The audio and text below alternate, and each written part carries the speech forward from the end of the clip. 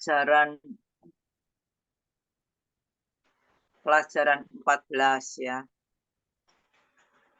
Tuhan penyelamat. Keluaran 2 1 sampai 10. Enaknya gimana nih? Kita baca atau saya langsung masuk per ayat berikut penjelasannya. Bagaimana?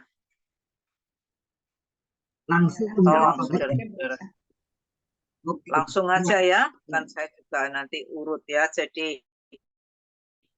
sebelum kita masuk dalam materi Keluaran 2 ayat 1 sampai 10, saya ingin memberikan sedikit pendahuluan supaya nyambung ya, paling enggak kita tahu kenapa Keluaran 2 ini kita bahas.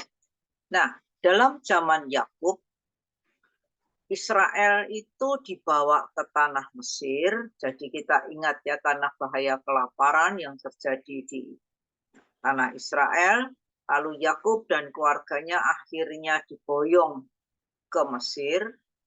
Nah, selain supaya mereka itu tidak kelaparan, ada tujuan Tuhan yang lain, yaitu supaya Yakub dan keturunannya, kalau tidak salah ada 70 orang ya saat itu, bisa dilindungi dari pengaruh buruk orang-orang yang tidak kenal dengan Tuhan, yaitu orang-orang Kanaan. Ya, jangan sampai Yakub dan keturunannya sampai kawin campur dengan mereka dan sebagainya. Jadi sengaja oleh Tuhan, jadi apa? Maksudnya bahaya kelaparan itu dipakai oleh Tuhan untuk membawa Yakub dan keturunannya itu pindah ke Mesir dan berdiam di Gosen. Mungkin kita lalu bertanya-tanya, kok memangnya kalau di Mesir tidak mungkin kawin campur? Enggak, karena bangsa Mesir itu menganggap dirinya lebih tinggi, makanya dulu Yusuf bilang sama Yakub, ya bapaknya, kalau ditanya kerjaannya apa? Gembala. Nah, bagi orang Mesir, pekerjaan gembala itu pekerjaan yang rendah. Sehingga mereka tidak akan mau kawin campur dengan orang-orang Yahudi atau keturunan Yakub ini ya. Sehingga benar-benar terlindungi kemurniannya. Ya, tapi setelah lama-lama keturunan Yakub tadi beranak pinak, akhirnya bangsa Israel ini menjadi besar.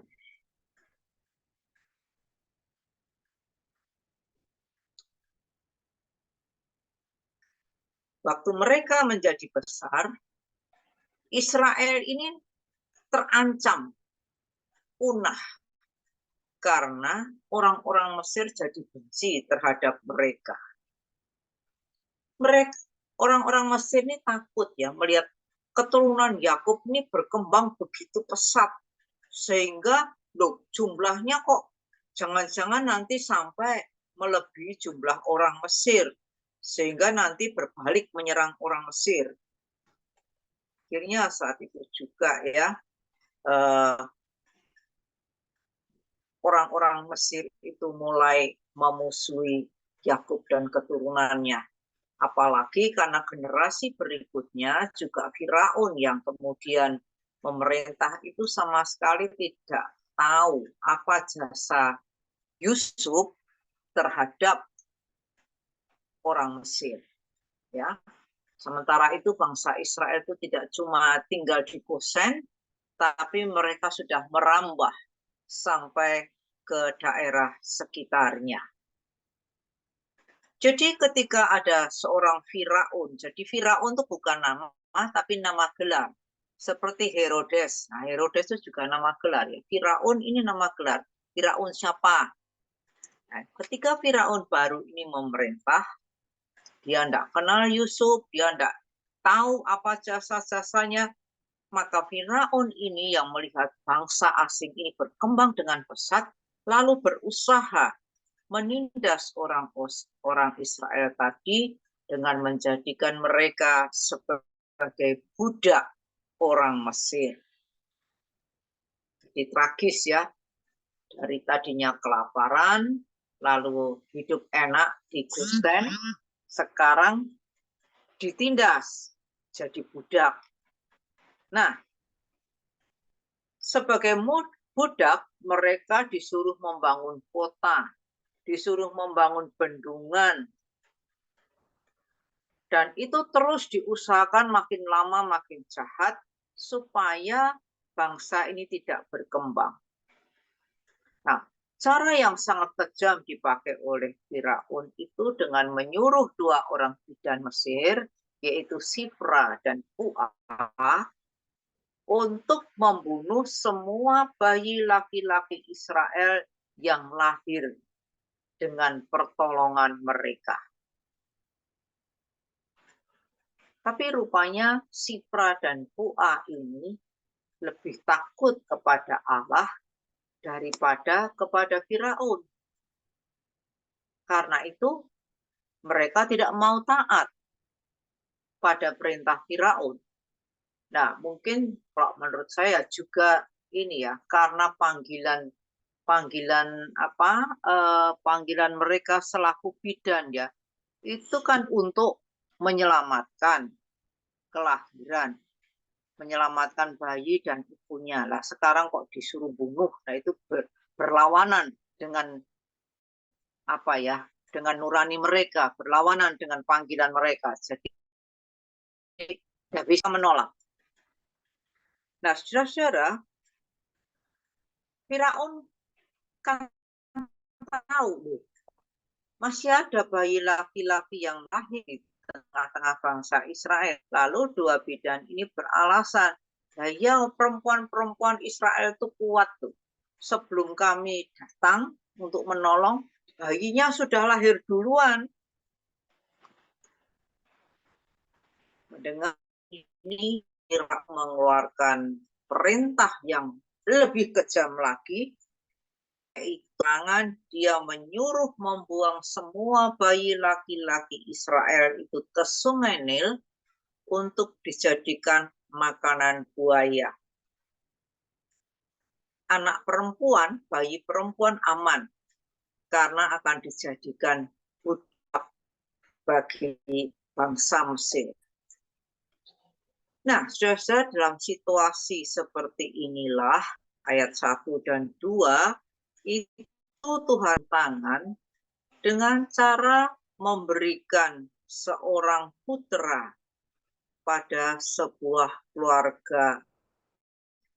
Keluarga ini terdiri dari Amran, ayah, Yocheb, istrinya.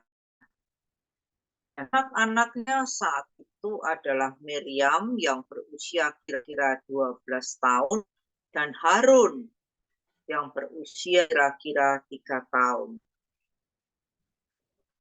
Bayi laki-laki yang baru lahir itu, ya, jadi Allah turun tangan dengan memberikan seorang bayi laki-laki itu, dikatakan dia elok parasnya, sangat tampan, ganteng, sehingga orang tuanya itu merasa bahwa Tuhan itu punya rencana khusus terhadap anak ini. Jadi sedapat-dapatnya mereka lalu sembunyikan bayi laki-laki mereka itu dengan sebaik-baiknya ya, supaya tidak diketahui oleh tentara Firaun. Tapi cuma bisa sampai usia 3 bulan. Karena setelah itu suara tangisannya makin keras. Tidak bisa disembunyikan lagi. Nah, kalau kita sekarang punya ruang kedap suara ya, kalau dulu jelas tidak ada. Jadi Yochebed itu melakukan satu hal yang sangat baik, dia menyerahkan bayinya kepada Tuhan. Nah, dengan pimpinan Tuhan Allah, Yochebed ini lalu membuat sebuah peti dari pandan. Nah, jangan membayangkan pandan seperti yang sering kita jumpai ya, yang dibuat mewarnai kue jadi hijau yang cantik, atau membuat makanan jadi harum.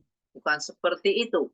Tapi ini daun atau tanaman papirus yang tumbuh di tepi Sungai Nil. Nah, gunanya itu untuk membuat kertas, untuk membuat barang-barang anyaman, bahkan untuk bikin sepatu. Nah, peti itu lalu direkatkan. Kalau dianyam kan mesti lubang-lubang ya. Direkatkan atau seperti ditambal. Ditambal dengan gala-gala dan tir. Sehingga kedap air. Didempul, kalau kita sekarang bilang didempul lah. Dindingnya lubang, didempul supaya rata. Nah, peti anyaman tadi lalu didempul ya dengan gala-gala semacam tir ya, plestir, sehingga lalu kedap air. Lalu bayi laki-laki yang belum dinamai tadi dimasukkan ke dalam peti tersebut dan kemudian diletakkan di tepi Sungai Nil di antara gelagah. Gelagah itu tanaman air ya yang tinggi-tinggi seperti alang-alang tapi tinggi sekali. Ditaruh di tengah-tengah situ karena tanaman gelagah itu biasanya agak rimbun ya. Peti itu tidak hanyut. Kenapa Yochebed melakukan itu? Ya sekali lagi karena pimpinan Allah. Kok diberi seperti itu? Lalu Miriam sebagai kakak yang bertugas untuk menjaga peti berisi adiknya tadi, dia melihat dari jauh apa yang akan terjadi. Nah, Amran ini tinggal di wilayahnya Firaun, dekat dengan istana Firaun. Yochebed dengan pimpinan Tuhan sengaja menaruh peti itu di situ karena putri Firaun biasa mandi di Sungai Nil. Ini putri raja tapi mandinya di sungai ya. Jadi kita tidak masuk akal ya. Mestinya ya kamar mandinya dari emas dan sebagainya. Tapi ternyata mandi di Sungai Nil. Benar, putri Firaun tadi datang dan dia melihat ada sebuah peti di tanaman berumput tadi, ya, tanaman gelagah tadi. Jadi dia penasaran, dia suruh ambil kepada dayangnya yang ambil. Nah, ketika dibuka, bayi tadi menangis dengan keras. Mungkin lapar, mungkin kedinginan, mungkin instingnya merasa sendirian, karena biasanya berdekatan dengan ibunya. Tapi yang jelas tangisan bayi laki-laki ini memancing belas kasihan putri Firaun. Dia satu tapi bingung bagaimana merawatnya. Dengan cerdik, Miriam ini lalu menawarkan seorang inang penyusu kepada putri Firaun. Tuanku mau seorang inang penyusu untuk bayi ini supaya dia nanti bisa bertumbuh untuk Tuan. Nah, setuju putri Firaun. Dan Miriam dengan cerdik sekali menyodorkan ibunya sendiri untuk menjadi inang penyusu. Ya, jadi kita kok lihat itu kita menjadi heran. Jalan Tuhan luar biasa ya. Yochebed diperintahkan untuk menyusui bayinya sendiri bagi putri Firaun. Bayi ini aman. Yochebed bisa merawat bayinya dengan terang-terangan karena kalau tentara Firaun datang dia bisa bilang ini anaknya putri Firaun. Kalau nggak percaya ya silakan dicek. Nah, sudah bisa merawat bayinya sendiri, dia masih dapat upah. Ini untungnya double ya. Jadi dia bisa merawat, membesarkan anaknya, mendidik anaknya sampai usia 3 atau sekitar 4 tahun saat bayinya tadi harus disapih. Lalu Yokebed membawa anaknya tadi kepada Putri Firaun yang kemudian mengangkat anak tadi menjadi anaknya sendiri. Nah, anak itu lalu dinamai dengan nama Mesir, Musa, yang ditarik dari air, yang diambil dari air. Nah, dengan statusnya ya sebagai putri angkat putra angkat Putri Firaun, Musa itu mendapat didikan sebagai putra Raja Mesir. Cara Tuhan itu, jalan Tuhan itu memang tidak terselami ya. Kalau tidak ada Firaun mengeluarkan perintah begitu, Musa itu ya tetap sebagai bangsa budak.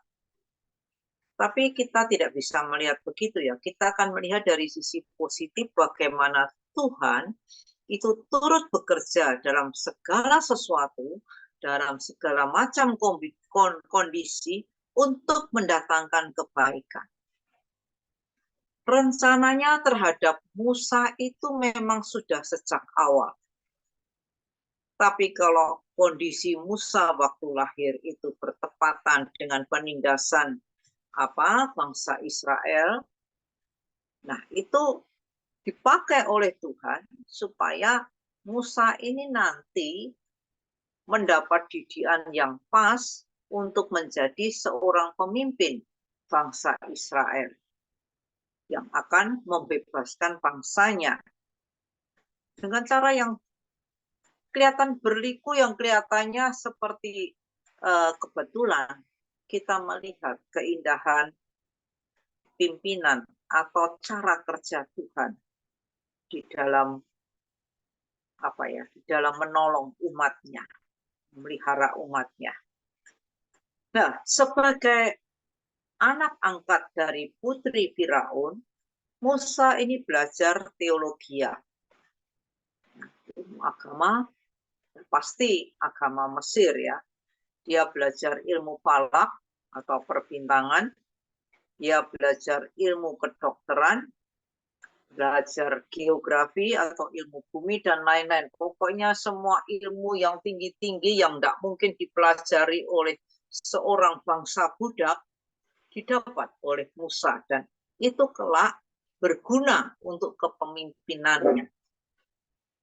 Nah, tapi selain dari ilmu-ilmu yang tinggi-tinggi tadi, Musa juga mendapat didikan istimewa dari ibunya sendiri selama 3 atau 4 tahun. Dari ibunya Yokebed, dia mendapat pelajaran pertama tentang jati dirinya itu sebagai umat Israel.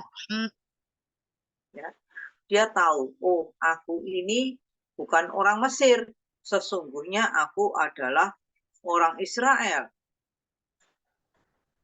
Dia juga mendapat didikan dari ibunya tentang siapa Allah. Jadi dari ibunya dia belajar bagaimana caranya berbakti kepada Allah Israel.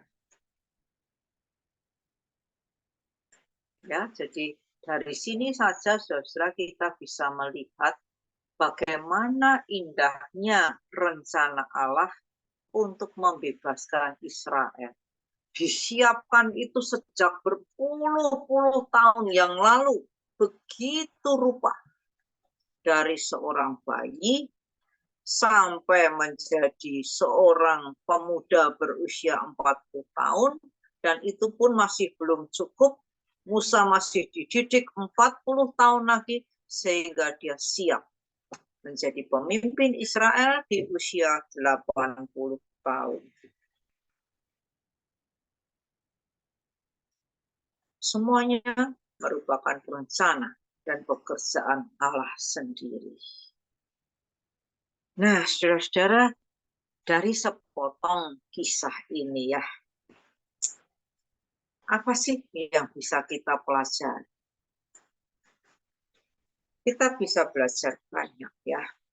Setiap kita pasti pernah mengalami masa-masa apa masalah yang sulit, yang sukar untuk dicarikan jalan keluarnya.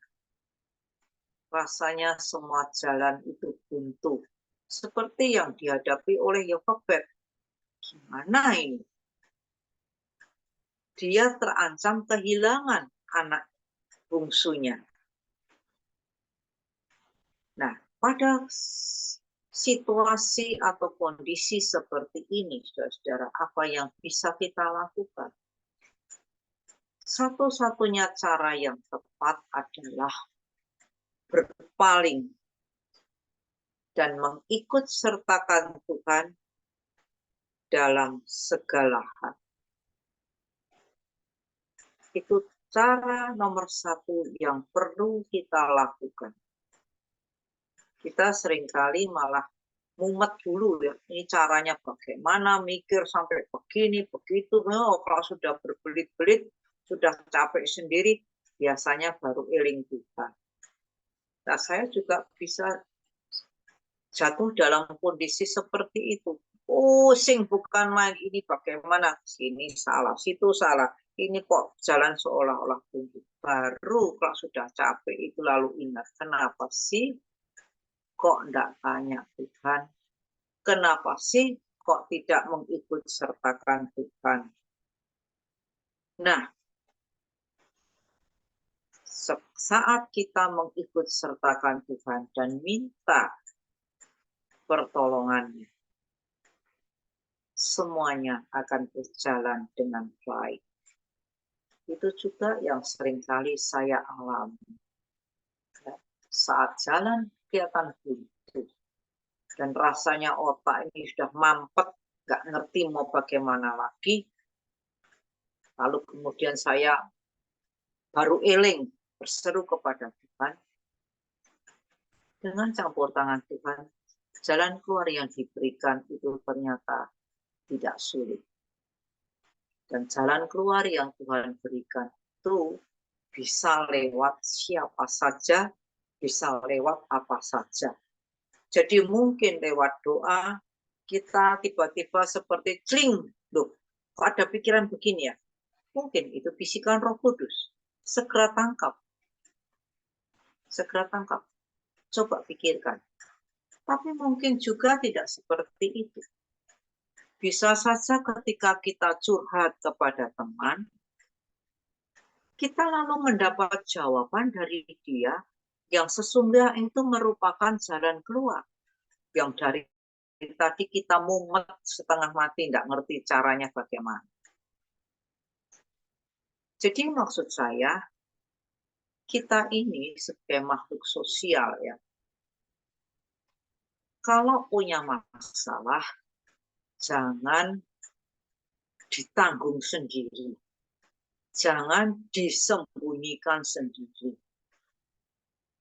Tapi mari kita coba membuka diri, berbagi dengan siapa yang kita percaya.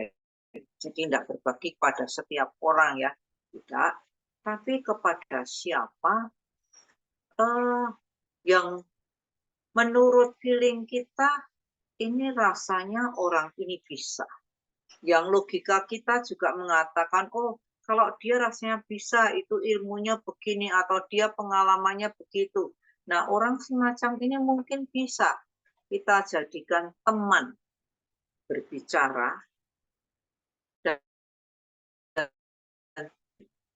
dari orang-orang semacam ini kita mendapat ide atau jalan keluar tentang masalah yang kita hadapi. Jadi belajar terbuka. Jangan pernah menanggung masalah sendirian. Pertama, kita terbuka kepada Tuhan, walaupun tanpa kita terbuka pun Tuhan yang Maha Tahu sudah tahu, tetapi kita juga mau berbagi.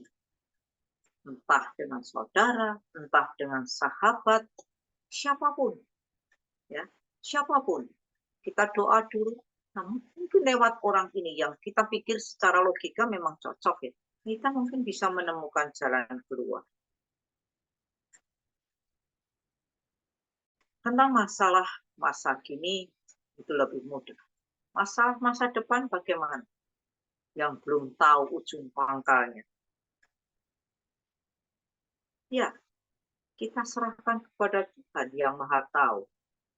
Kita tidak tahu, tapi Tuhan itu Maha Tahu. Dan Dia adalah Allah yang baik. Tapi saya dapat ya dari sebuah buku renungan, intinya sama. Allah itu baik. Dalam masalah yang kita hadapi, datang kepadanya. Karena Dia Allah yang baik, Dia bisa merubah kebingungan kita menjadi ketenangan. Dia bisa merubah yang jahat menjadi baik. Dia bisa mengubah semua yang kelihatan kacau balau ruwet itu menjadi kedamaian. Jadi kesimpulannya, percayalah kepada Allah. Percayalah kepada Allah. Satu-satunya andalan kita di samping orang-orang terdekat yang ada di sekitar kita. Karena mereka bisa menjadi perpanjangan tangan Tuhan. Nah, sampai di sini ada pertanyaan atau tidak? Silahkan.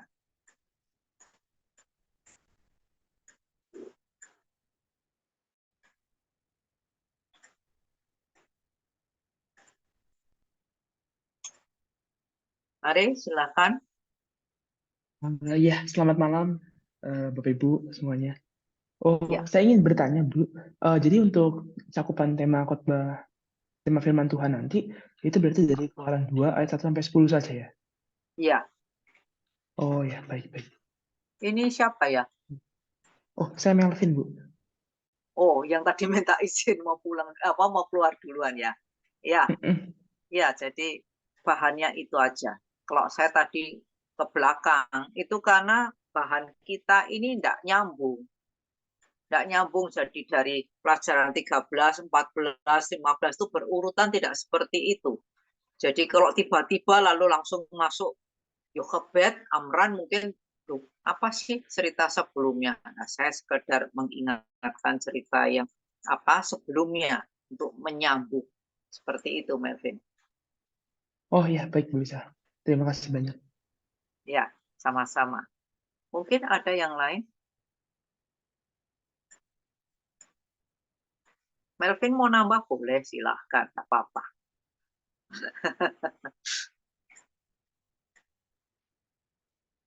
Semester berapa, Melvin? Oh iya Bu, saya masuk dari semester 3. Semester 3 ya. Oke. Berapa lama?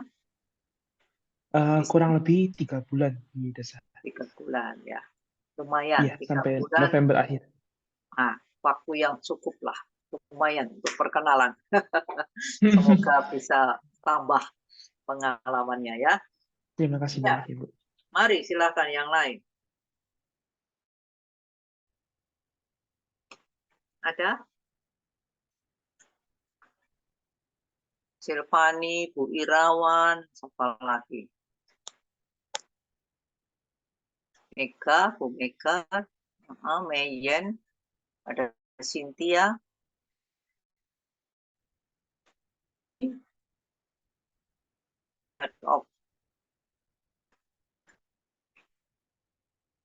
Atau semua sudah jelas?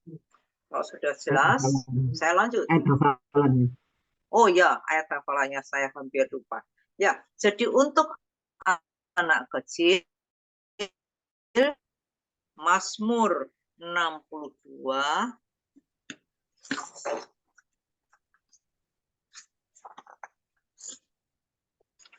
Mazmur pasal 62 ayat 8a.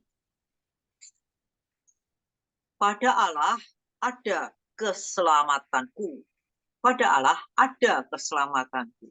Nah, jadi tadi makanya saya mengajak kita semua untuk berpaling kepada Allah karena Dia satu-satunya harapan abadi.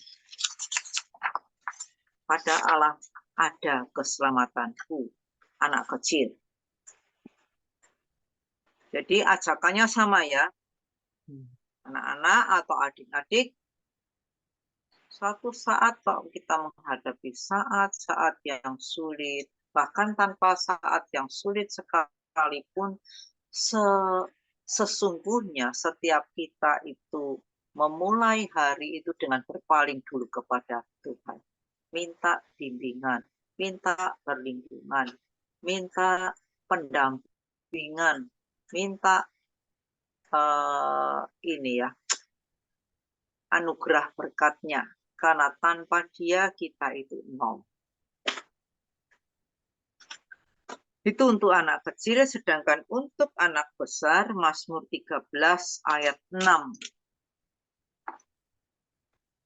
Mazmur 13 ayat 6, tetapi aku kepada kasih setiamu, aku percaya. Ya, kasih setia. Allah itu kasih, tapi tidak hanya kasih, Dia juga setia. Hatiku bersorak-sorak karena penyelamatanmu. Aku mau menyanyi untuk Tuhan karena Dia telah berbuat baik kepadaku. Ya, jadi kita tidak cuma mengungkapkan iman kita kepada Tuhan, tetapi di sepanjang hidup ini kita akan selalu merasakan bagaimana Dia begitu baik terhadap kita, sehingga seharusnya hidup kita itu merupakan sebuah sorak atau puji-pujian kepada Tuhan.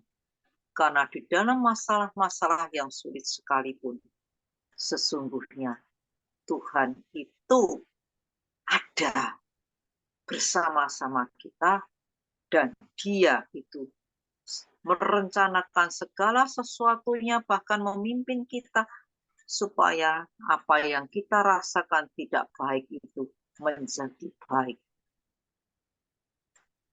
Nah, kita seringkali pikir, ini kebetulan, ya karena cara berpikirku sendiri, karena keuletanku mencari jalan keluar. Tidak, saudara-saudara. Semua itu kalau kita mau minta pada bimbingan Tuhan, saya yakin ya, langkah kita ke depan itu akan ada di dalam kendali tangan Tuhan. Kalau kita tidak mau minta bimbingan itu, ya apakah kita bisa dapat jalan keluar? Maybe. Tapi mungkin kita sudah jatuh bangun tidak karuan. Tapi apakah jalan Tuhan selalu mulus? Ya belum tentu juga.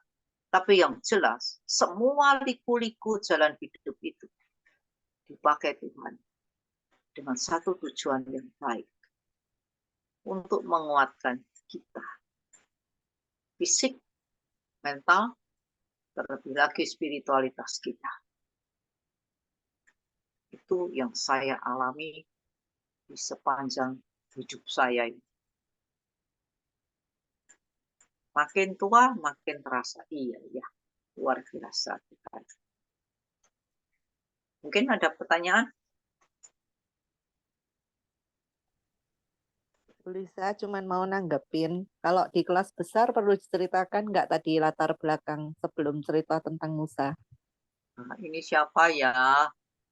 Mejen. Ya. Mejen. Oh, Meyen lah, tidak ada wajahnya saya.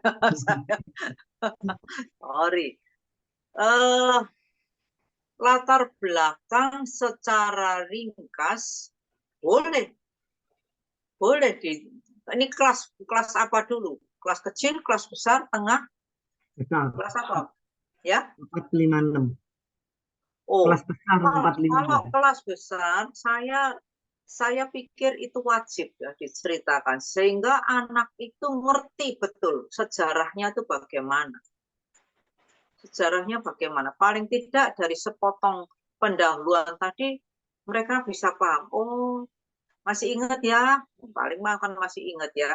Bahaya kelaparan, saudara Yusuf sampai ke Mesir dan sebagainya mereka ingat. Lalu sambungannya itu loh, sekarang ternyata Musa. Itu wajib kalau kelas 5-6. Kalau balita, kita yang nggak usah. Nggak usah. Oke, Meyen? Ya, Bu, makasih. Oke. Yang lain? Kalau yang kelas Eh, 1 ya Bu ya. Kelas Ya. 1, 2, 3.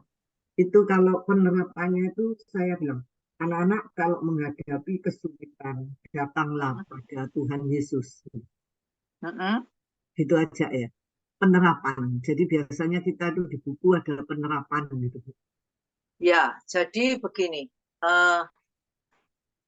Sebetulnya kita ajak anak-anak itu menjadikan Tuhan Yesus seperti teman atau sahabat. Kalau ada kesulitan, yuk kita datang pada seorang sahabat yang istimewa. Karena dia tidak terbatas. Nah, siapa? Tuhan, anak-anak. Kita bisa kok ngomong-ngomong sama Tuhan. Ya dengan bahasa sehari-hari. Saya seringkali kalau sudah kecapean,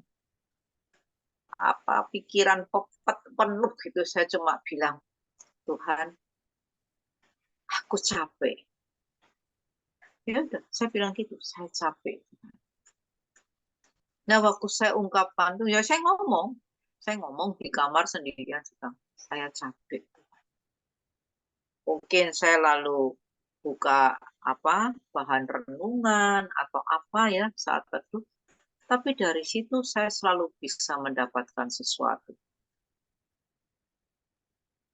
Jadi waktu saya berpaling pada Tuhan, Tuhan bisa pakai segala hal untuk menjawab, untuk menolong. Ya begitu. Tapi jangan cuma susah toh. Nek wayai senang ya ngomong, aduh Tuhan, terima kasih. Nah, nek terima kasih nanti sering lupa. Nek sambatan sering. Ya, gitulah. Ya, Pak. Itu udah jelas ya. Ya, jadikan Tuhan sebagai sahabat. Ada yang lain? Mohon maaf, Ibu. Oh iya, Bapak Ibu Saudara, saya izin untuk keluar dari Zoom meeting ya. Soalnya ada hal yang harus diselesaikan malam ini Ya, dari silakan kampus. Melvin, tak apa-apa. Baik, terima kasih ya semuanya. Ya, terima kasih. Ya, Mari selamat Tuhan Yesus memberkati. melakukan tugas saudara. Tuhan berkati. Selamat malam. Malam. Mari yang lain.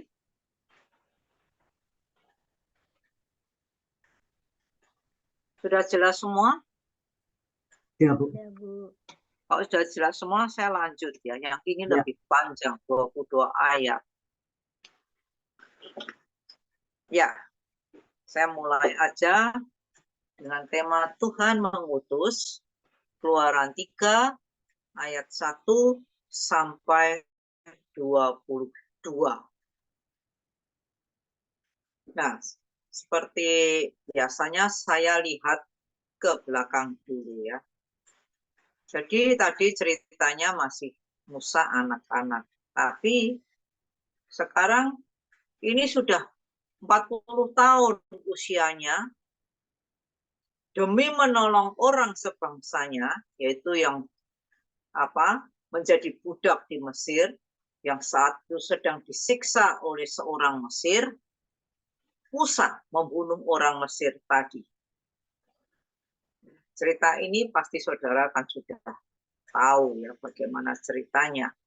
Nah, kalau tadinya Musa berpikir tidak ada yang tahu, ternyata perbuatannya diketahui karena pada waktu beberapa hari kemudian ada 2 orang budak Israel sesama Israel berkelahi, lalu dia memisahkan mereka, mau mendamaikan mereka. Yang satu bilang, kamu mau bunuh aku juga, toh, kayak kamu bunuh orang Mesir. Kaget, loh, ternyata kejahatannya diketahui sehingga dia memutuskan untuk melarikan diri. Karena kalau sampai Firaun tahu, nah nyawanya terancam walaupun dia adalah putra angkat dari putri Firaun. Musa melarikan diri ke Midian. Di sana dia tinggal selama 40 tahun. Itu bisa dilihat dari Kisah Para Rasul pasal 7 ayat 29. Kisah 7 ayat 29. Jadi waktu dia sampai ke Midian, kisahnya saat itu dia menolong anak-anak Imam Yitro yang hendak memberi minum domba-domba mereka, tapi lalu dijahati oleh gembala laki-laki yang merebut ya, air yang sudah ditimba itu direbut mau diberikan pada domba mereka sendiri. Nah, di situ Musa tampil sebagai pahlawan. Ya, kita tidak boleh lupa dia gagah ya, kuat. Dia bisa mengalahkan gembala laki-laki yang ya rombongan yang kurang ajar, sehingga anak-anak Imam Yitro itu tertolong.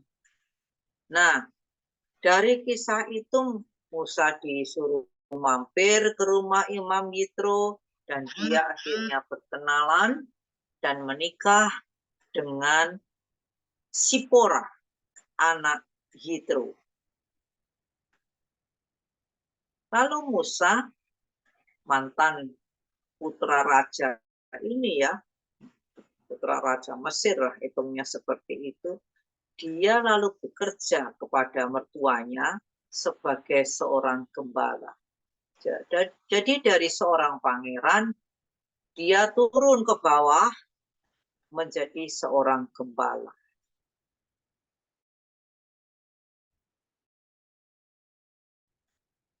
Nah, itu dipakai oleh Tuhan untuk mendidik Musa ya, dari seorang pangeran menjadi gembala itu satu hal yang tidak mudah, sulit ya.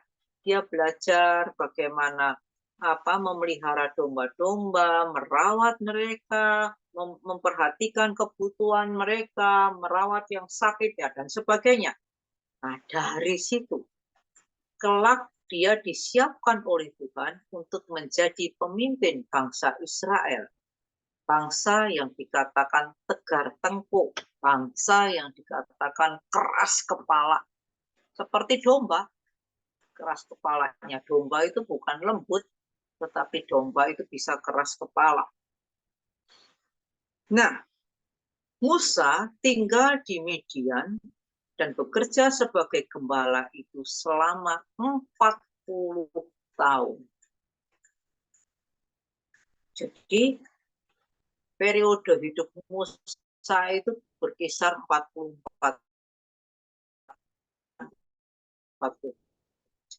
tahun jadi pemimpin bangsa Israel itu 40 tahun.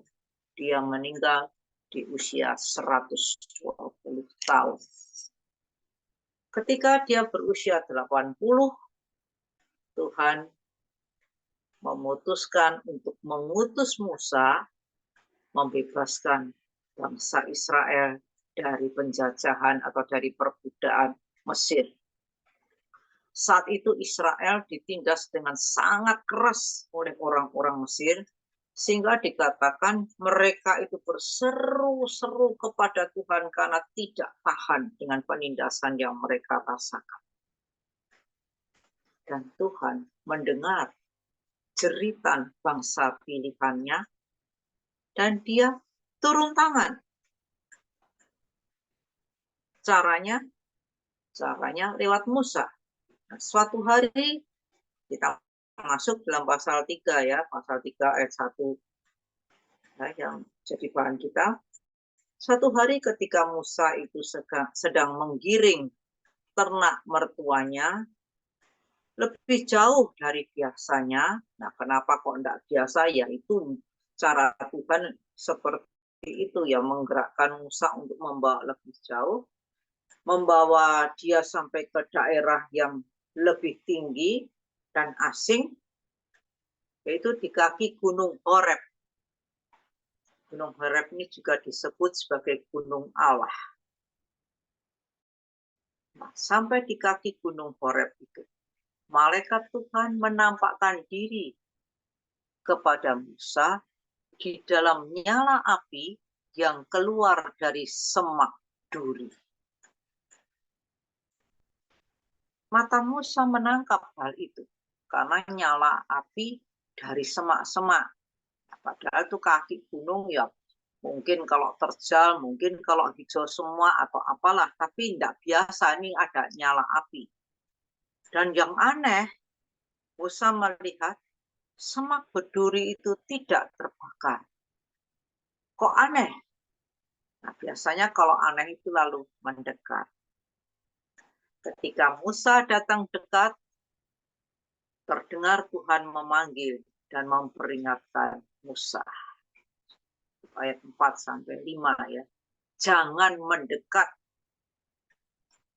Tanggalkan kasutmu, karena tempat engkau berdiri itu kudus. Kudus di sini artinya tempat yang dikhususkan, diistimewakan untuk Allah. Jadi bukan berarti, semak berduri itu pohon istimewa, pohon yang kudus, bukan seperti itu. Itu semak biasa. Tetapi disebut kudus juga tanah di sekitarnya karena oleh Tuhan dikhususkan lewat kehadirannya. Ya, dikhususkan sebagai cara Tuhan untuk menampakkan diri kepada Musa. Di sini Tuhan mengutus malaikatnya ya. Nah,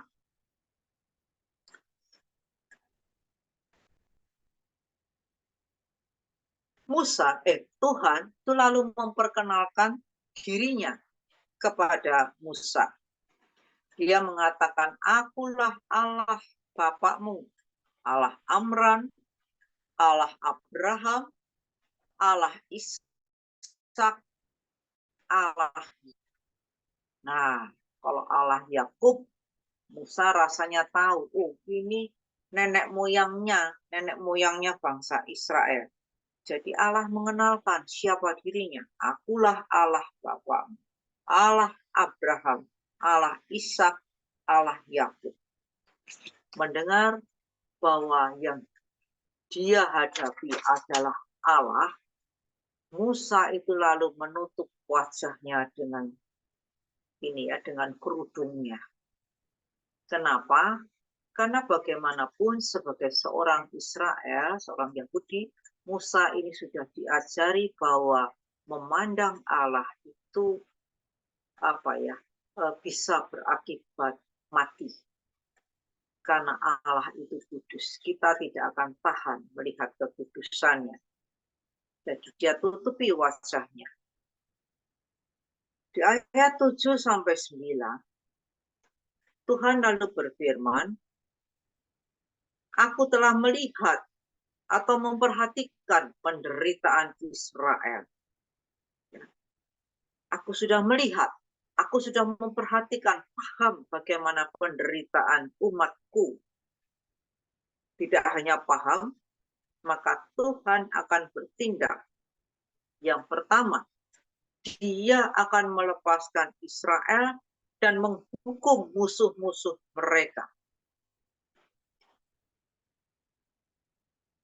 Ya, dalam hal ini, Dia akan melepaskan Israel dan menghukum orang-orang Mesir yang sudah berlaku sangat kejam terhadap bangsanya. Jadi, kita di sini melihat ya, kalau ada orang yang melakukan kejahatan terhadap diri kita lah gampangnya ya, kita ini umat Allah. Seandainya ada orang yang menjahati kita tanpa alasan, itu pasti sakit ya. Tapi seorang teman saya bilang begini, Apa yang orang itu lakukan pada saya nggak adil, menyakitkan. Tapi sudah dengan ringan dia bilang, saya lapor ke Bapak. Seperti itu ya. Jadi kalau kita sakit hati, kita lalu memendam itu, memendam marah, memendam sakit hati, kita tuh memang jadi sakit sendiri. Hubungan juga jadi jelek. Tapi ketika kita tuh bilang, Bapak, engkau tahu ya apa yang aku alami. Engkau tahu ya apa yang sudah aku rasakan karena perbuatan orang itu. Tolong aku. Sudah.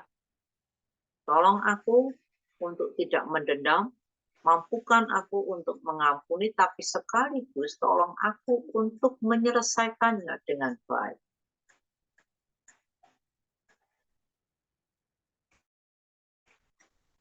Ya, jadi jangan marah dipendam. Minggu kemarin saya khotbah di Gereja Kalam Kudus Kemayoran Baru ya. Saya kasih tema saat amarah meraja.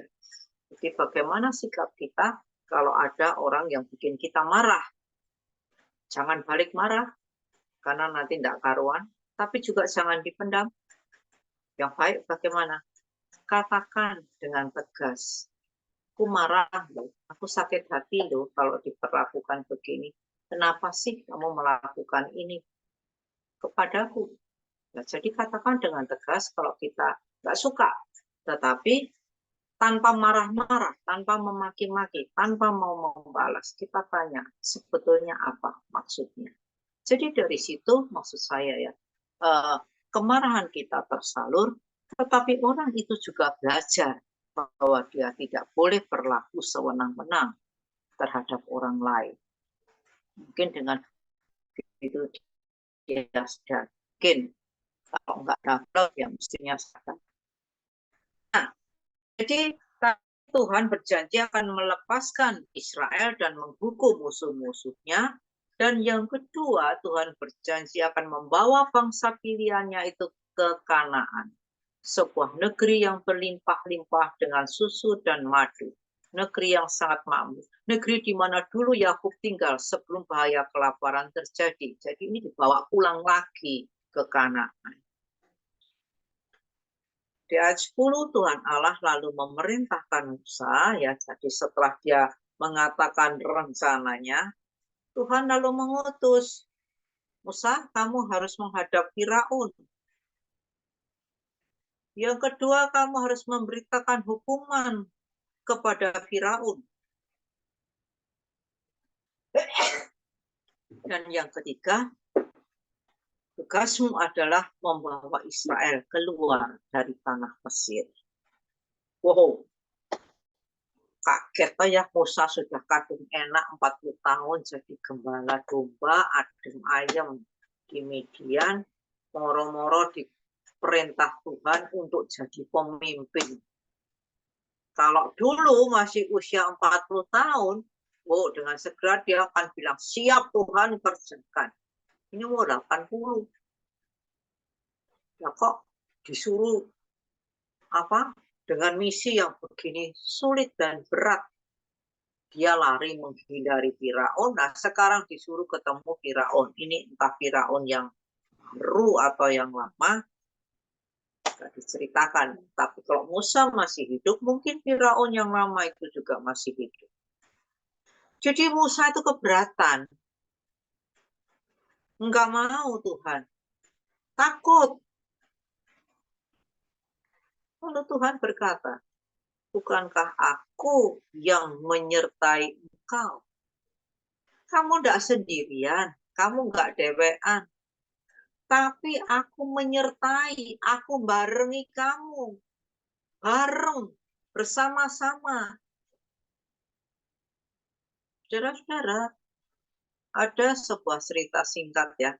Seorang bilang pada temannya, ada hal yang lebih hebat dari diselamatkan oleh Yesus. Tuh, temannya bilang, apa yang lebih hebat dari diselamatkan, ditebus itu kan sudah hebat sekali. Ada tak yang lebih hebat? Ada. Disertai oleh juru selamat itu di sepanjang jalan kehidupan. Diselamatkan, hal yang sangat luar biasa, tapi disertai di sepanjang jalan kehidupan oleh sang juru selamat itu jauh lebih luar biasa. Nah, itu yang dijanjikan Tuhan. Lalu Tuhan tidak cuma bilang, aku nih barengi kamu. Nanti ya, ada tandanya. Kalau kamu sudah bisa keluar dari tanah Mesir bersama bangsa Israel, kamu akan bisa beribadah dengan bangsamu di Gunung Horeb ini. Itu tandanya. Jadi kamu sudah jauh dari Mesir, kamu ada di sini untuk beribadah bersama-sama. Musa masih ngengkel, masih bandel. Nanti dulu toh. Nanti kalau ditanya siapa yang mengutus aku, terus aku bilang apa? Kalau aku bilang engkau adalah Tuhan, mereka akan Tuhan siapa? Mungkin karena bangsa Israel sudah agak terkontaminasi dengan dewa-dewa orang, bisa jadi demikian. Jadi Musa lalu tanya, siapa sih namamu Tuhan? Supaya aku bisa menjelaskan kepada bangsa itu. Lalu Tuhan menjawab, aku adalah aku. Artinya apa? Aku adalah aku. Menunjukkan jati diri Allah, bahwa dia adalah kekal. Keberadaannya tidak ditentukan oleh bangsanya, tidak ditentukan oleh umatnya, tapi dia itu sudah ada sejak awal dan sampai kekal. Aku adalah aku. Dia tidak pernah berubah. Dari dulu sampai kapanpun juga dia adalah Allah. Begitu. Allah yang setia dan akan menggenapi janji-janjinya. Jadi seolah-olah Tuhan itu seperti bersumpah kepada Musa. Jaminannya ini, aku adalah aku. Kalau sudah ngomong sekali, ya itu yang akan kulakukan. Seperti kalau kita ngomong, tenang tak kamu ini janji begitu. Ini loh aku yang ngomong. Aku terbiasa kalau janji pasti kuku genapi. Jadi kalau sampai kita bisa menjadi orang yang seperti itu, yang bisa dipercaya, yang integritasnya teruji, itu harga yang bisa dipercaya oleh orang lain. Itu harga yang sangat mahal. Oh, kalau Silvani yang ngomong pasti benar, Bu Irawan yang ngomong pasti benar, Bu Adi yang ngomong pasti benar. Itu istimewa, harganya mahal sekali. Ya, kita perlu jaga itu. Ini Allah sangat menjaga hal itu ya. Aku adalah aku. Janji itu sangat menguatkan. Karena itu Tuhan Allah di ayat 17 lalu memerintahkan Musa untuk yang pertama, keluar dari Midian, kembali ke Mesir, dan kumpulkan tua-tua Israel. Tua-tua Israel ini adalah kepala-kepala keluarga. Bisa juga kepala-kepala suku. Pokoknya pemimpin-pemimpin dari kelompok. Kepala keluarga, kepala-kepala kaum, kepala-kepala suku. Kepala kaum itu kalau kita misalnya punya farm, oh ini farmnya ini. Nah, kepalanya siapa? Tapi sukunya apa? Oh, sukunya suku ini. Suku Batak misalnya. Itu kepala suku. Nah, itu harus dikumpulkan. Dan kemudian Musa harus memberitahukan kepada mereka bahwa Tuhan akan membebaskan mereka dan mengembalikan Israel itu ke Kanaan seperti yang pernah dijanjikannya dahulu kepada Abraham. Bukan main.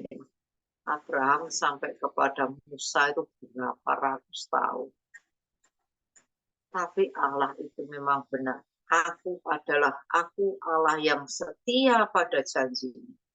Sejarah Israel bisa berubah dari Kanaan, bisa sampai ke Mesir, tapi akhirnya akan dikembalikan lagi ke tanah perjanjian.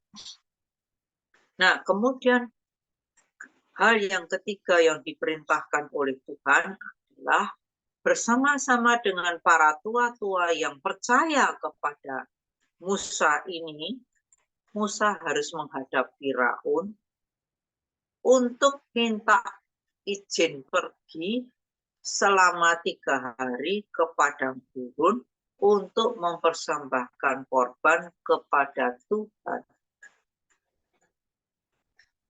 Ya, minta izin pada Firaun. Kami mau pergi 3 hari aja ke padang gurun untuk persembahkan korban. Tuhan sudah tahu Firaun tidak akan memberikan izin. Jadi, ini. Itu loh, kadang-kadang kita sering menjumpai ayat firman Tuhan. Tuhan mengeraskan hati Firaun. Tuhan mengeraskan hati siapa? Tuhan.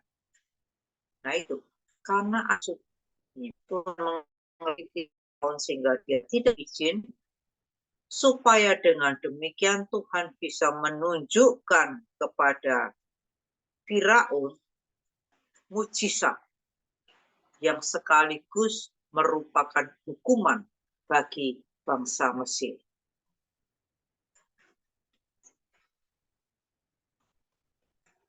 Yang berikutnya, Tuhan berjanji suatu saat nanti Israel akan lepas dan keluar dari Mesir dengan membawa kekayaan.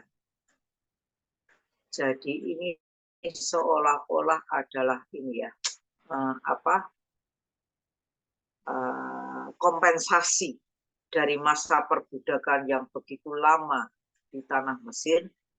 Sebagai kompensasinya, perempuan-perempuan Israel pada saat itu harus minta barang-barang perak dan emas dari orang-orang Mesir. Dan dijanjikan oleh Tuhan, mereka akan memberikannya dengan rela sebagai tanda terima kasih karena Israel mau pergi dari Mesir. Karena dengan kepergian Israel berarti hukuman Allah terhadap Mesir itu berakhir. Kalau disimakkan luar biasa. Cara Tuhan bekerja itu sungguh-sungguh ajaib. Semua dijalin begitu rupa sehingga tujuannya tercapai dengan baik, dengan indah, namanya ditinggikan.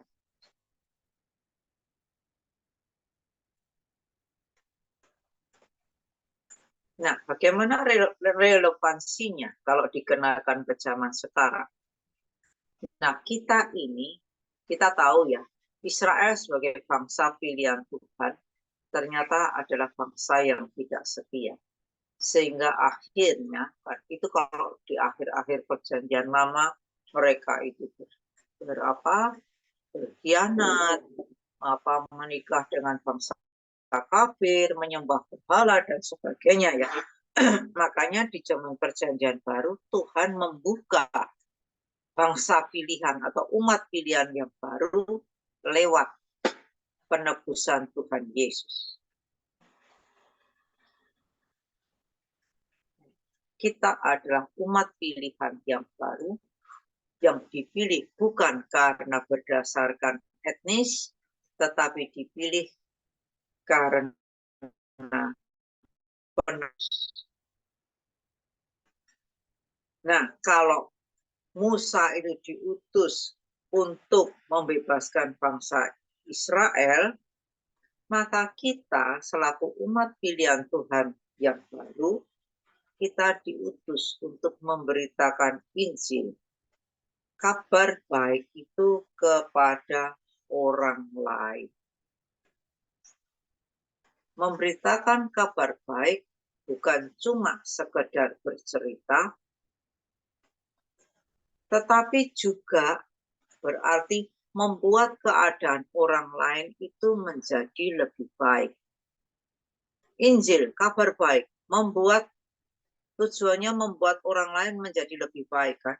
Dari orang berdosa yang diselamatkan menjadi umat pilihan Tuhan. Tapi Injil secara nyata bukan cuma dibicarakan, tetapi juga dilakukan. Jadi jika karena motivasi kasih yang murni, kita membuat seseorang dari keadaan terpuruk menjadi lebih baik, tanpa banyak bicara kita sudah memberitakan Injil. Ketika seseorang datang dalam kondisi kesakitan, dan kita bisa membuat dia menjadi lebih baik, mungkin dengan mengajak ke dokter, mungkin dengan memberikan obat atau yang lain, sehingga dia menjadi lebih baik, kita sudah memberitakan Injil. Kalau kita membuat orang yang kelaparan menjadi kenyang dengan pemberian kita, itu Injil. Makanya Tuhan Yesus mengatakan, ketika aku telanjang, kamu memberi aku pakaian. Aku haus, kamu memberi aku minum. Aku lapar, kamu memberi aku makan. Dan sebagainya. Aku orang asing, kamu menyambut aku. Jadi, baik kata-kata, apalagi kalau ditegaskan lewat perbuatan kita, bagaimana kita membuat orang lain menjadi lebih baik, kita sudah memberitakan Injil itu sendiri.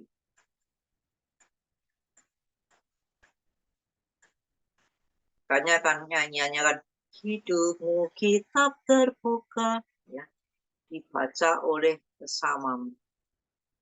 Nah, bagaimana hidup kita? Bagaimana pengalaman saudara yang sudah diutus sebagai guru-guru sekolah minggu? Saya sungguh berharap tidak ada yang beralasan begini. Ngapain sih kok mau jadi guru sekolah minggu? Ya karena saya senang sih sama anak-anak. Nah, kalau alasannya seperti itu, ya itu betul. Kita sebagai guru sekolah minggu, kita memang harus cinta sama anak-anak. Tapi yang jangan dilupakan adalah ketika kita diutus menjadi guru sekolah minggu, tujuannya bukan untuk kepentingan kita. Bukan untuk menyenangkan diri kita. Tetapi untuk memenuhi pengutusan Allah. Membuat anak-anak itu menjadi lebih baik. Beda ya, jadi motivasinya itu bukan untuk kita. Wah, aku senang loh sama anak-anak tuh. Saya ini anak tunggal. Saya senang jadi punya adik-adik misalnya. Atau saya senang karena saya tidak punya cucu. Sekarang saya jadi punya cucu banyak. Saya senang karena tadinya kesepian loh. Sekarang saya jadi punya murid-murid. Tidak untuk, motivasinya tidak untuk ke diri kita. Tetapi harus ke mereka.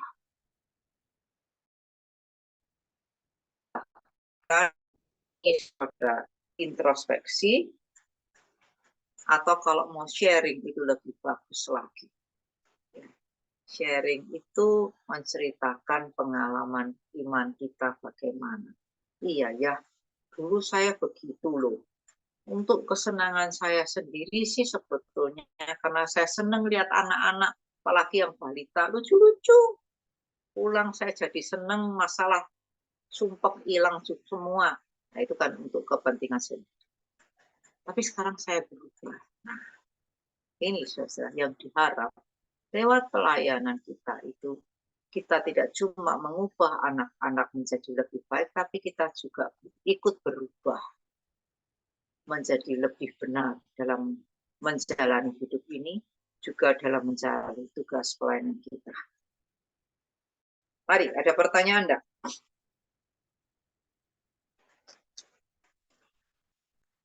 Bisa ditangkap ya penjelasan saya.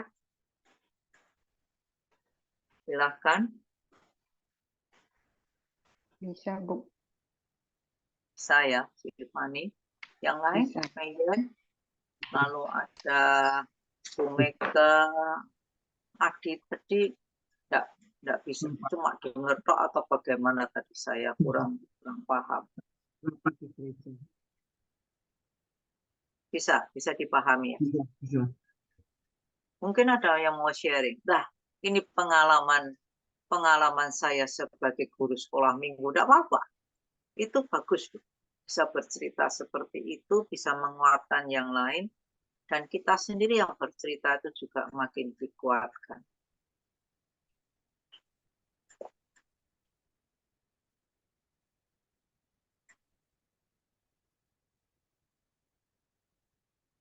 Mari, silakan. Katanya Adi dia dengar aja, Bu. Ya, Adi tadi bilang nggak bisa bicara, ya nggak apa-apa. Dia ada. Nah, Silvani mungkin mau cerita dikit kan, udah jadi guru sekolah minggu berapa puluh tahun. Tuh. Sama kan? Bu Irawan ya lama. Megan ya lama. Nah, itu punya guru lawas. Atau guru baru juga boleh. Mari silakan.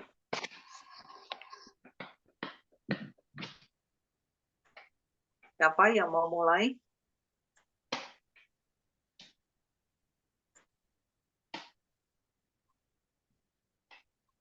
Adakah yang berubah ketika saudara menjadi seorang guru sekolah minggu?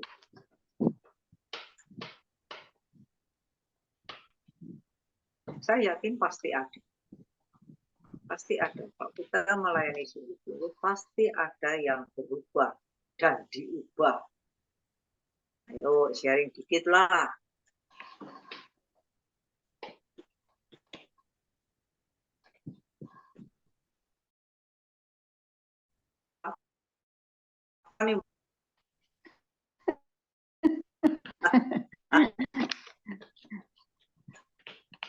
Ya berubah, lebih sabar, lebih ngalah.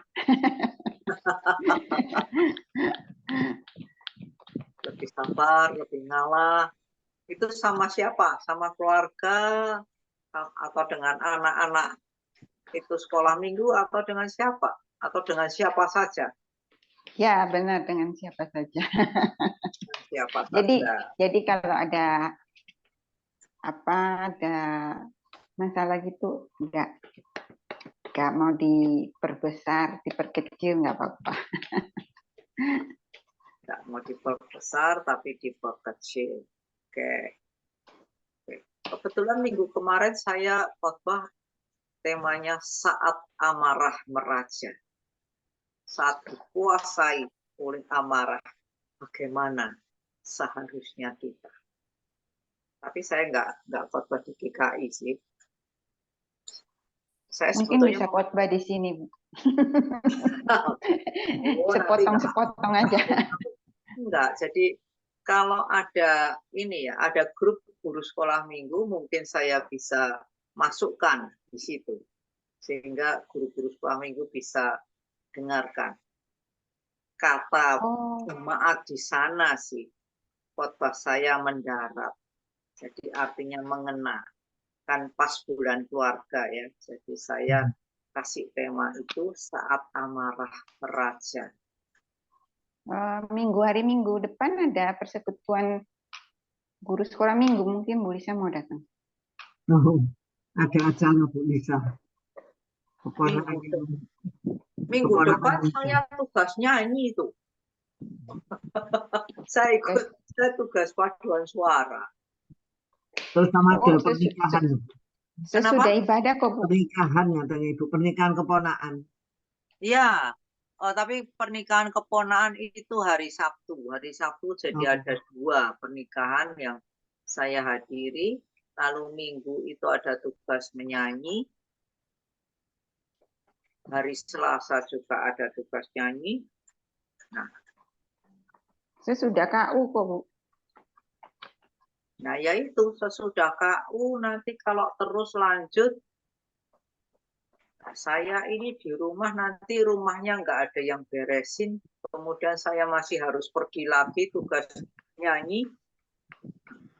Ini yang kadang-kadang bagaimanapun juga tetap ibu rumah tangga yang harus berbagi. Karena tidak ada orang lain yang beresin. Cuma ada Kata saya Bu Lisa memasukkan di grup itu masukkan apa? Rekaman atau? Ya, ada YouTube-nya. Ada rekaman ibadah di Kalam Kudus itu. Tapi kalau mau dengerin khotbahnya aja, oke. Yang saya bicarakan saat itu tentang Kain dan Habil. Saya nyinggung juga tentang guru sekolah minggu. Saya nyinggung tentang berkeluarga. Ya, tentang amarah tadi saya juga singgung. Jadi marah yang orang Kristen boleh marah atau enggak. Bagaimana marah yang benar. Ini guru sekolah minggu udah punya WA group ya? Ada, Bu. Ada. Oh ya, nggak apa-apa deh. Nanti saya kirim ke Silvani, masukkan aja ke grup. Barangkali ada yang mau dengar. Dan itu bisa ditularkan ke orang lain. Oh iya, iya Bu. Bukan dalam rangka saya berpamer diri, enggak. Kan selama ini saya nggak pernah share-share ya kalau saya khotbah. Saya itu kurang pede, aduh kok kayak pamer. Tapi kemudian terakhir ini saya pikir, iya ya, orang lain toh share khotbahnya ke saya nggak berpikir demikian. Saya cuma berpikir, aduh terima kasih. Saya dapat share-nya dia. Saya bisa belajar dari firman Tuhan yang dia bawakan. Nah, kenapa saya membawakan satu firman Tuhan, pembahasan firman Tuhan yang sudah saya gumuli sampai sekian bulan, saya endapkan dan saya alami sendiri, kok saya pendam sendiri pengalaman itu. Jadi saya seolah-olah sadar ya, kalau saya tidak membagikan ke orang lain, salah juga. Dan kita diuntungkan dengan alat elektronik ini loh, jadi mudah untuk share, nggak usah duduk online, onsite, nggak usah, tapi bisa mau didengar kapan aja. Jadi saya mencoba memberanikan diri untuk berbagi. Iya, mau bagus. Didengar, syukur. Nggak didengarkan, ya nggak apa-apa. Tapi ini beberapa yang saya beri, mereka bilang, waduh, itu yang Ibu bilang saya alami semua. Ya, Pas, saya mengena. bilang, ya, Mengena, pas. iya, saya bilang, saya juga mengalaminya semua. Jadi saya bisa berbagi. Ya Bu, kirim aja Bu. Ya, saya kirim ya. Oke, untuk ini ada pertanyaan enggak untuk materi ini? Ayat hafalan Bu. Kalau enggak ada, ya kita masuk ayat hafalan untuk anak kecil. Keluaran 3 ayat 10.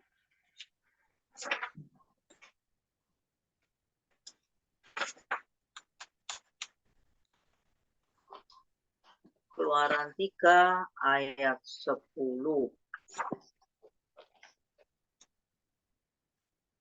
Jadi sekarang pergilah, aku mengutus engkau.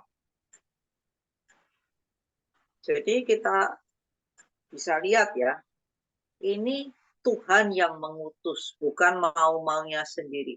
Pergilah, aku mengutus engkau. Nah, ketika kita tahu bahwa Tuhan yang mengutus kita untuk jadi guru sekolah minggu, kita dengan mantap bisa menjalani pengutusannya karena kita tahu persis kalau Tuhan mengutus, Dia itu pasti melengkapi kita dengan semua yang kita butuhkan untuk bisa memenuhi pengutusannya tadi. Benar kan? Dari tidak pintar ngomong, jadi bisa ngomong dengan jelas. Dari tidak percaya diri, bisa menjadi lebih percaya diri. Dari yang tadinya tidak mengerti bagaimana menghadapi anak-anak karena mungkin belum berkeluarga, sekarang justru jadi cinta anak-anak dan itu menjadi bekal yang baik kelak kalau berkeluarga dan punya anak-anak sendiri. Ya, jadi ketika kita tahu dengan pasti bahwa kita ada di komisi ini, di pelayanan ini, karena Tuhan yang mengutus kita, udah deh, mantep aja. Tuhan itu akan melengkapi. Saya rasakan itu, yaitu kemarin minggu ini. Tak pikir, siapa sih yang mau dengar emak-emak usia 72 tahun setengah? Saya bilang, usia saya sudah 72,5 tahun, khotbah, saya sampai masih bisa kata saya. Tapi ternyata Tuhan waktu mengutus, saya dimampukan secara fisik, saya dimampukan untuk berdiri begitu lama, suara dimampukan untuk berbicara dengan jelas, dengan cukup keras, semuanya Tuhan mampukan. Sehingga mereka yang mendengar itu bilang, oke, saya paham maksud firman Tuhan. Nah itulah saudara-saudara yang saya alami. Saya cuma bersyukur umur 72 masih dipakai Tuhan. Ya, memang ada usia yang jauh lebih tua ya. Dia dipakai untuk orang-orang lansia, sama lansia. Nah, tapi saya kan nggak bisa milih, wah saya orang-orang tua saja nggak bisa kan, untuk umum. Tapi Tuhan mampukan itu. Dan saya dengan ilmu yang tidak dalam, saya bisa diperlengkapi begitu. Saya pikir kadang-kadang nggak ngerti. Kok bisa begini sih? Kok bisa begini saya nggak ngerti.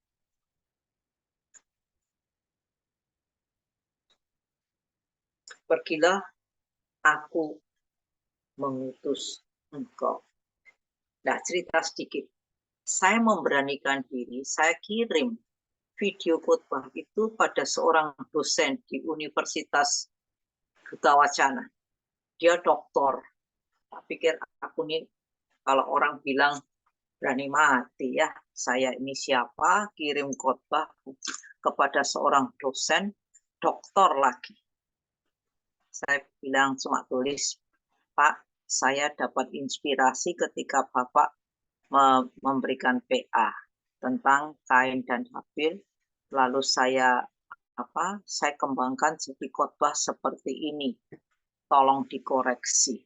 Udah, tapi saya juga tulis, saya ini, dia cuma taunya, oh Bu Lisa bisa khotbah, oh dari Satya Wacana, tapi dia nggak tahu saya ini sampai jenjang berapa, dia nggak tahu. Saya bilang, saya cuma SMTH Pak, D4 aja, bukan D3 ya, saya D4, 4 tahun saya.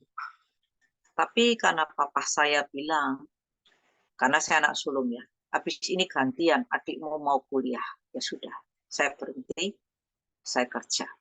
Adik saya yang melanjutkan. 3 adik perempuan saya itu semua paling tidak S1. Adik nomor 2 yang di bawah saya itu justru master arsitek. Saya cuma SMTH, D4. Tapi kok saya dituntun Tuhan sampai saya bisa jadi pelayan firman dari umur berapa itu? Tahun 73 sampai sekarang. Kok bisa ya? Nah itu dosen itu cuma bilang, Tuhan kan bisa. Kok bisa toh? Kan ya kan pertanyaan, kok bisa ya? Cuma segini loh, kok dipakai sampai umur segini? Ya heran. Saya bilang, iya betul, saya heran. Bukan saya sombong, tapi saya tuh mengherani cara Tuhan itu luar biasa. Dan dia bilang, khotbah Ibu jelas sekali, bagus Bu. Dan dia bilang, oh itu penilaian apa adanya. Oh iya, dia bilang gitu. Iya, kan dia dosen ya. Jadi saya bilang, aku ini berani mati tak ngirim khotbah bukan dosen yang aku sebetulnya belum kenal betul ya. Cuma saya tahu oh dia dosennya di Jogja sana sekolah STT. Coba sih, cuma kenalan di punya WA-nya saya kirim. Ya itu. Jadi saya dengan saya terima kasih. Saya dikuatkan untuk terus bertanding sampai akhir. Itulah saudara-saudara. Yuk terus bertanding untuk mengakhiri dengan baik. Ya, anak besar. Bu, Ini yang ya, anak Keluaran. kecil itu mulai dari pergilah, ya, Bu. Ya, mau jadi sekarang pergilah aku mengutus engkau, atau mau ini yang sederhana lagi, aku mengutus engkau. Saudara bisa pilih antara dua itu. Sesuaikan dengan murid saudara. Kalau yang kecil-kecil banget, aku atau Tuhan mengutus engkau. Aku tuh bisa diganti Tuhan. Oh gitu ya. Tuhan mengutus Tuhan engkau. mengutus engkau. Jadi walaupun kalian masih kecil, kalian tuh bisa loh. Mungkin cerita sama suster, ya toh, cerita sama siapalah, adiknya atau siapa. Nah itu mereka diajari untuk jadi utusan, memberitakan kabar baik. Nah anak besar itu bisa dikasih secara lengkap. Keluaran 3 ayat 10. Jadi sekarang pergilah, aku mengutus engkau kepada Firaun untuk membawa umatku orang Israel keluar dari Mesir.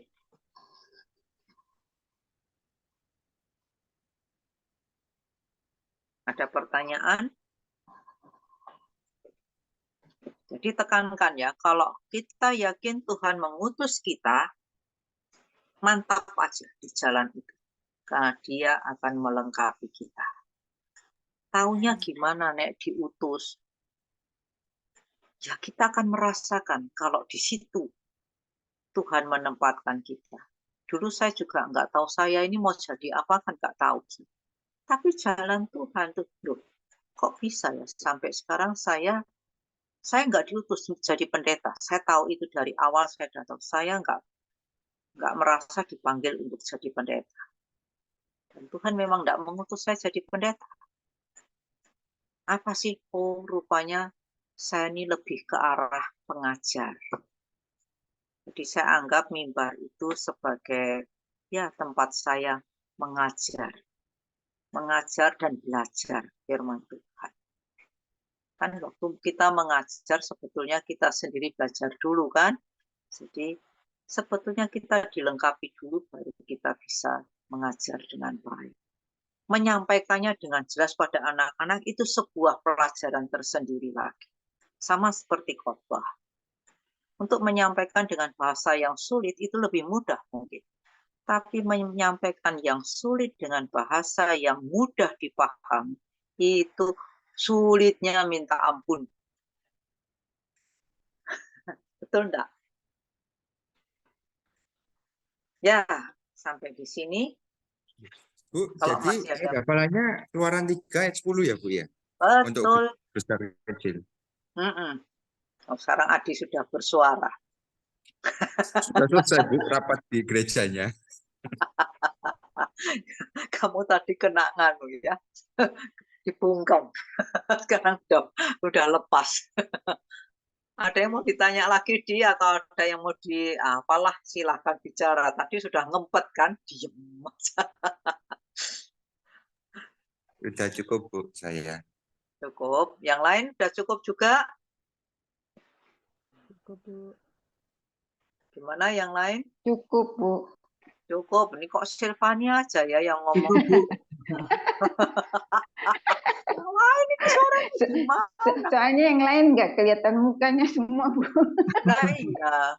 Mukanya nih Bu Irawan ya cuma foto doang. Ini Soalnya saya Cynthia, kadang sama Bu. Oh, ada cucu itu loh, Bu. Kadang terus ini ya sambil larang sambil. Ada cucu ya. Iya, ada. Oke lah, nggak apa-apa. Sampai jumpa lain kali. Kita tutup dengan doa. Adi yang sudah dibungkam dari tadi silahkan berdoa. Iya, Bu. Mari kita berdoa. Tuhan Yesus, terima kasih buat persiapan malam hari ini, Tuhan. Tuhan bisa kirimkan hamba-Mu, Bu Lisa, untuk boleh memimpin persiapan pada malam hari ini, Tuhan. Tuhan berkati untuk pelayanan Bu Lisa, pekerjaan keluarganya, Tuhan yang akan tambahkan hikmat dan berkat Tuhan saja. Terima kasih Tuhan, berkati kami juga sebagai guru-guru sekolah minggu yang sudah mengikuti persiapan. Kiranya kami boleh menerapkan apa yang sudah kami pelajari malam hari ini sebelum kami boleh menyampaikan kepada anak-anak sekolah minggu. Terima kasih ya Tuhan untuk waktu-Mu, dan sebentar lagi kami akan berpisah, kami akan beristirahat, kiranya Tuhan sendiri yang akan pimpin dan sertai kami. Terima kasih ya Tuhan, di dalam nama Tuhan Yesus kami berdoa dan mengucap syukur. Amin. Amin. Terima kasih Adi. Selamat malam, Terima kasih Bu saudara. Lisa. Selamat Selamat malam semuanya. Ya, berkati terima kasih Bu semuanya. Lisa. Terima kasih Selamat Terima malam kasih. semuanya. semuanya.